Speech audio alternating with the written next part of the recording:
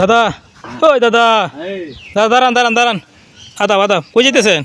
যাইতেছি ইসাক মাস্টার বাড়ি। ইসাক মাস্টার বাড়িত? হ্যাঁ, ইসাক মাস্টার বাড়িত কেন দাদা?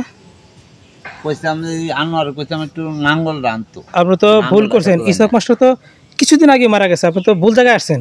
আপনি আর কয়টা দিন আগে আসতেন তাইলে হয়তো ইসাক মাস্টার লাগে দেখা হইতো। আমার তো শ্রদ্ধেয় দাদা, আর সেই দাদার সাথে আজকে আপনি দেখা করতে আসছেন। আপনি আর কয়টা দিন আগে আসবেন না?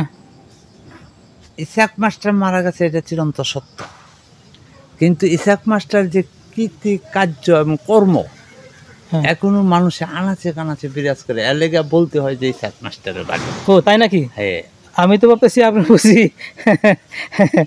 মাস্টার হিসেবে দেখা করতে যেতেছেন। না না না, মাস্টার হিসেবে দেখা করতাম চাই না। মাস্টার তার কর্মকাণ্ড এখন আনাচে কানাচে বিরাজমান করে বললা ও, তার বাড়ি পরিচিত হয়।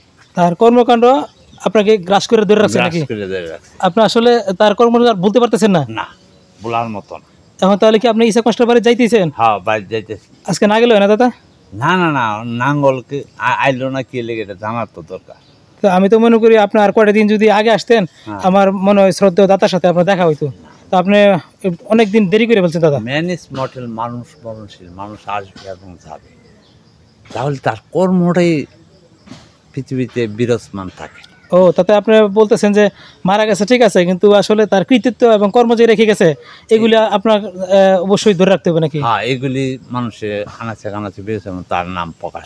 ঠিক আছে ঠিক আছে দাদা, তো ভালো থাকবেন। হ্যাঁ, ওকে, তো ঠিক আছে, ধন্যবাদ। আদাব আদাব। আদাব আদাব।